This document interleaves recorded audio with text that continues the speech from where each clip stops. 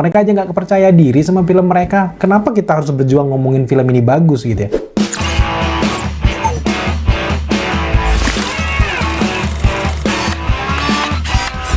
Hey guys, welcome to the screen. Yap, sekarang waktunya kita bakal review film Sony Spider-Man Universe terbaru, tentu saja Madam Web. Jadi Madam Web ini bercerita tentang karakter Cassandra Webb yang mulai mendapatkan penglihatan masa depan dan tiba-tiba dia akan menjadi seseorang yang bisa menyatukan Spider-Man, Spider Society. Dia bisa juga mungkin memindahkan Spider-Man dari satu universe ke universe lain. Tapi film ini baru origin story dari seorang Cassandra Webb. Bagaimana proses pertama kali dia mendapatkan kekuatan sehingga dia juga bisa melihat masa depan dan mengumpulkan ada 3 orang bocah.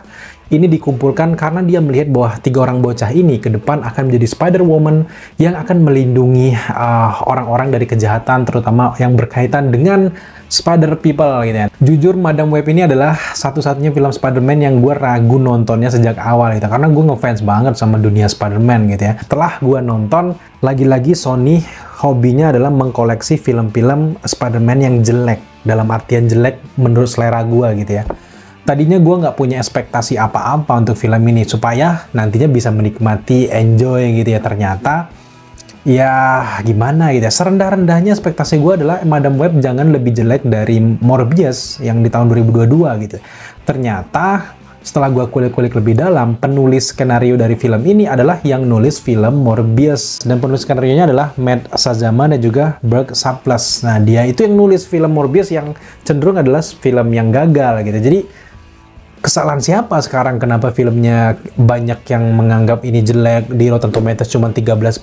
Itu kesalahan siapa gitu? Pemilihan orang-orang ini gitu ya. Setelah gue cek-cek juga, duo penulis ini juga belum ada film yang keren-keren banget gitu. Apa alasan mereka gitu ya?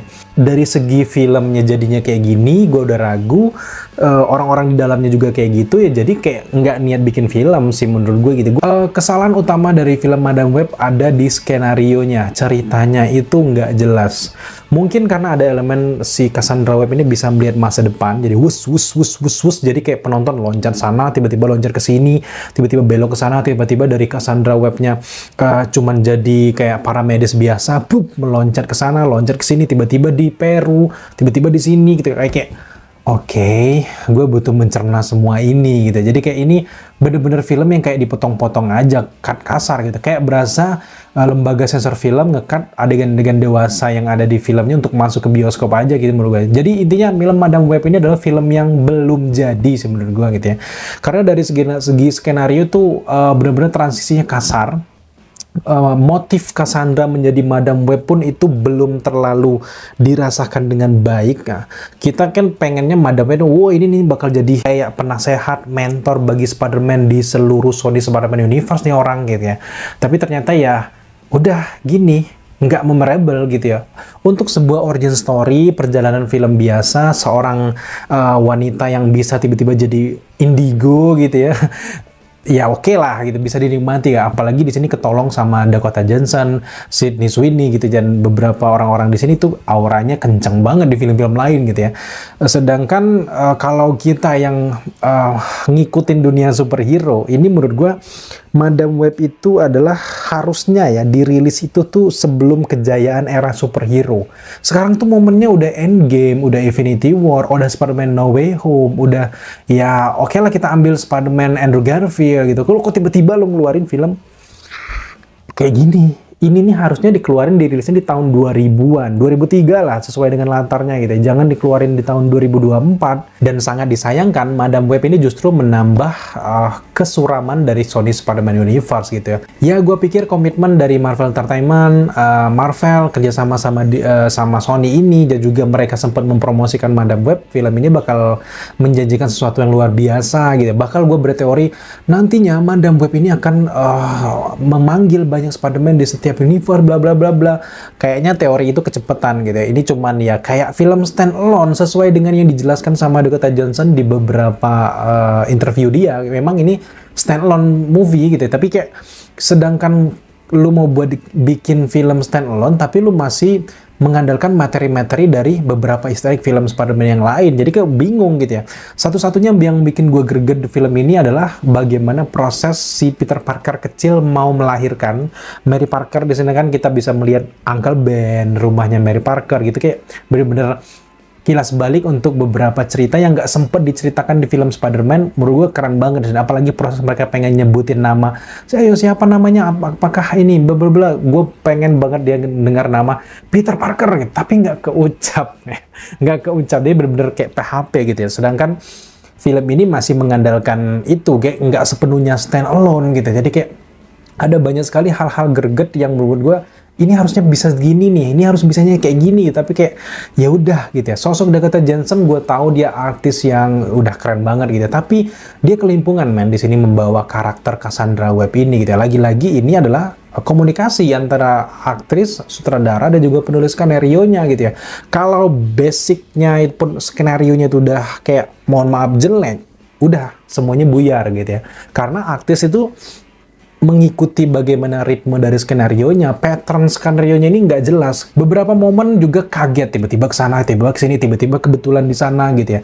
Dan elemen-elemen melihat masa depan visionnya itu kayak terlalu diandalkan banget. Jadi kayak apa sih kayak gini doang gitu. Intinya adalah kesalahan utama dari film ini adalah skenario-nya berimbas ke beberapa elemen selanjutnya. Salah satunya kayak chemistry antara Dakota Johnson sebagai Casey ketemu sama si tiga orang ini, ketemu sama si Julia, Matty, Anya di sini kayak ya udah kebetulan yang terlalu dipaksakan.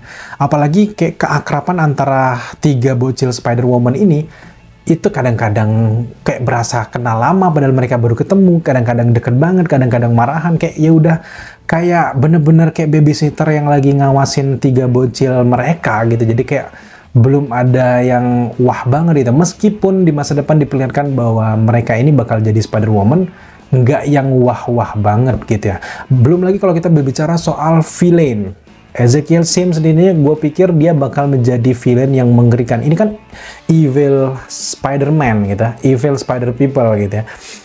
Motivasi di awal dia jelas, dia punya mimpi, vision bahwa ini ada tiga orang ini akan membunuh gue di masa depan, gue bakal balik ke masa lalu gitu. Tapi udah sebatas itu aja kekuatan karakter ini gitu. Setelah itu dibantai terus-terusan sama cerita-cerita yang ada di film ini, skenario yang jelek itu dibantai, akhirnya karakternya nggak jelas gimana. Padahal udah keren segitunya, tapi kayak ya udah kalah sama orang yang baru menguasai ilmunya gitu. Sisi positif yang gue suka dari film ini adalah bagaimana elemen-elemen kayak mitos, legenda, Spider People, ada suku Spider-Man di dalam hutan, itu gue suka banget. Ini sebuah hal yang agak baru menurut gue untuk di dunia Spider-Man, karena ada yang seperti itu gitu ya. Jadi kayak ini kayak kalau kalian udah kenal sama Spider-Man, ditarik ke belakang lagi, ternyata ada suku Spider-Man yang nggak harus Spider-Man itu kayak uji coba di laboratorium dan sebagainya, nggak harus yang kayak gitu, tapi memang beneran ada cerita legendanya dan ternyata ada juga orangnya.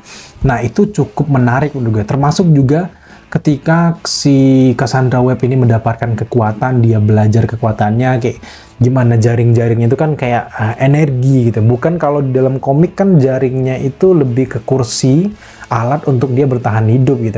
Karena Cassandra Webb-nya itu kayak punya penyakit gitu, autoimun, dan dia nggak bisa kemana-mana. Jadi dia bisa mengendalikan dari jauh, tapi di sini nggak.